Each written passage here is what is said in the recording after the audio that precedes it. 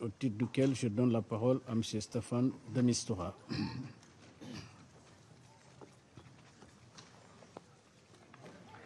Monsieur le Président, merci beaucoup pour cette opportunité. I will be briefing as you. Je serai bref parce que vous savez que le 8 décembre, dans quelques jours, je pourrai vous parler plus en détail du processus politique en Syrie qui doit garder sa dynamique parce que, comme nous l'avons dit, nous ne pouvons pas laisser les choses se dérouler sur place. Nous devons maintenir cette dynamique politique. Mais aujourd'hui, je voudrais parler de la crise immédiate d'Alep. Comme vous le savez, comme cela a déjà été dit par nos collègues de l'OCHA et par Stephen O'Brien de l'OCHA et par mon collègue Gayet Kapelarir, directeur général de l'UNICEF, qui parlera de la tragédie humanitaire et de la réaction des Nations Unies, particulièrement ce qui concerne Aleppo. En ce qui me concerne, je serai à votre disposition pour des questions. Je ne ferai que quelques remarques parce que ce sont ceux qui traitent de l'aspect humanitaire et veulent traiter l'humanitaire qui prendront la parole essentiellement sur ces questions. L'est de Alep et le côté ouest d'Aleppo fait l'objet d'attaques intenses, ce qui fait que les forces gouvernementales ont pris plusieurs districts dans la partie septentrionale de l'est d'Alep. Et de facto, il y a donc une division des centres stratégiques urbains tenus par l'opposition en deux parties. Et l'on pense que 30% de la partie qui était tenue par des groupes armés d'opposition est maintenant entre les mains des forces gouvernementales. Ces derniers jours, des milliers de civils ont fui depuis l'est de Alep pour se rendre vers d'autres parties de la ville. Et d'après un rapport, 60 000 personnes ont été déplacées, voire plusieurs, 16 000 personnes, semble-t-il. Et Stephen O'Brien vous en parlera. Et il y aura plus de fuites encore si la lutte devait continuer à s'intensifier ces prochains jours. C'est pourquoi je dispose d'informations qui ont été convenues par le gouvernement que notre coordinateur humanitaire à Damas et le plus grand nombre possible de membres de l'équipe de pays des Nations Unies devraient se rendre à Alep dès que possible, de façon à se joindre à nos nombreux collègues qui sont des ressortissants du pays et qui ont commencé à travailler avec l'équipe de pays pour aider la population civile d'Alep à l'est et à l'ouest. Et je le suggère vivement. Donc la violence n'est pas unilatérale. Même si les attaques contre l'ouest d'Alep ne sont pas à la même échelle, nous avons vu des attaques depuis l'est d'Alep sur des quartiers résidentiels, y compris contre une école le 20 novembre. Et 10 enfants ont perdu la vie, beaucoup d'autres ont été blessés. Et Stephen O'Brien, et nous étions à Bruxelles ensemble, m'a dit que 25 000 personnes hier avaient été déplacées à l'ouest d'Alep ces dernières semaines. Et il vous en parlera un peu plus tard. Et comme vous verrez, les chiffres augmentent. Nous mettons l'accent sur Alep aujourd'hui, mais nous ne devons pas oublier que la guerre continue. À Idlib, Hama, El-Waher, Homs, nord de l'Ataka, nord-ouest de Damas et à Eastern Ghouta. Chacune de ces régions mérite d'être décrite séparément, mais le thème est le même.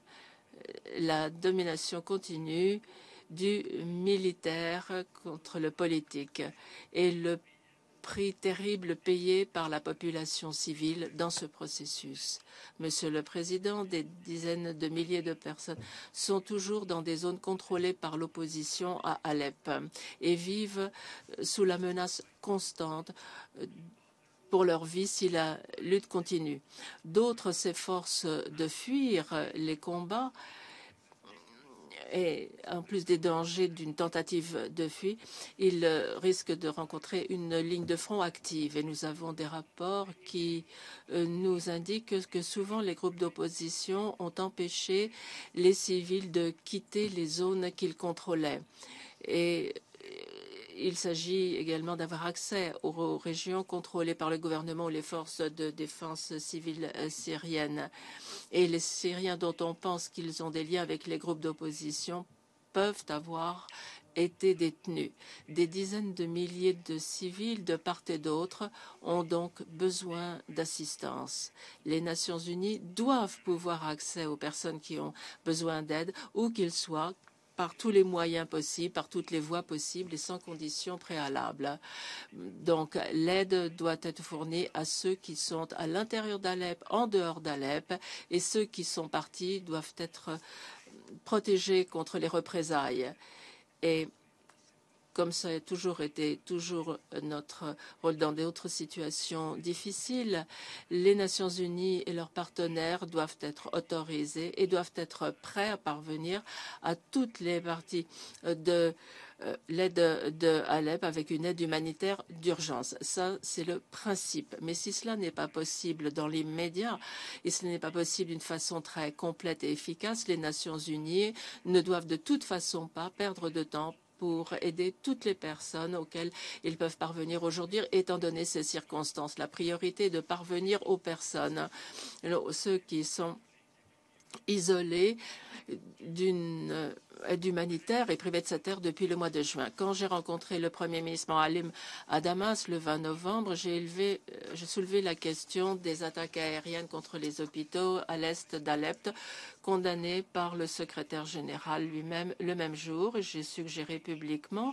que la mission de vérification devait être envoyée à l'est et à l'ouest d'Alep pour évaluer les dommages qu'a subi cet hôpital. Et je pense que notre coordinateur humanitaire à Hamas doit le faire également. Et je dois dire aujourd'hui, Monsieur le Président, que le mois dernier, vous vous souviendrez que, étant donné qu'il n'y a pas eu d'autres plans qui auraient permis d'arrêter la violence qui se propage, j'ai proposé une initiative politique pour Alep, non pas une initiative humanitaire, mais une initiative complète qui est distincte des propositions humanitaires, qui exigerait une fin de la violence, le départ des combattants d'Al-Nusra à l'est de Alep et la préservation de l'administration locale, et non pas une séparation, pas une autonomie, pas un nouveau type de processus, la préservation de l'administration locale garantie par ceux qui ont le pouvoir de garantir. Cette proposition, sous une forme ou sous une autre, est en cours de discussion et depuis 6 semaines à Lausanne, dans les réunions de certains des participants de la première réunion de Lausanne et dans d'autres cadres.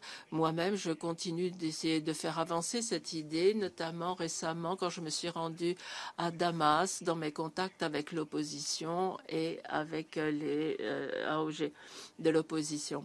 Cette proposition est toujours sur la table et peut s'appliquer en particulier à la partie de l'est d'Alep qui est toujours contrôlée par l'opposition armée avec une présence manifeste de Al-Nusra. La situation sur place change très rapidement, mais ces propositions sont moins applicables immédiatement. Mais une partie, le départ de Al-Nusra et la cessation des bombardements et l'accès humanitaire et la préservation, je répète, de l'administration locale sont toujours sur la table et à discuter. Je suis convaincu que si l'on aide à assurer le départ des combattants, que le Conseil considère comme des terroristes d'Al-Nusra et qui, jusqu'à présent, sont toujours dans une partie de Alep-Est qui est contrôlée par l'opposition, devrait et pourrait être un résultat sur lequel tous les Syriens et la communauté internationale pourraient tomber d'accord. C'est pourquoi je demande que l'on ne perde pas de vue cette initiative pratique qui est toujours valable à ce moment difficile où les prévisions de lutte à l'est de Alep pourraient continuer pendant des semaines avec des effets tragiques. Cela permettrait d'épargner des villes innocentes, des villes civiles et assurer la séparation des éléments terroristes de tous les groupes armés. Comme je l'ai dit, Monsieur le Président, je serai bref. Et je le répète, il y a beaucoup de preuves qui nous montre que c'est la logique militaire à l'heure actuelle qui l'emporte de part et d'autre. Le Conseil, au nom de la communauté internationale, doit s'adresser à tous les belligérants et à ceux qui les aident pour assurer le plein respect du droit humanitaire international et la protection des civils à Alep. Mais il ne faut pas se faire d'illusions. Aucune de l'évolution militaire que nous voyons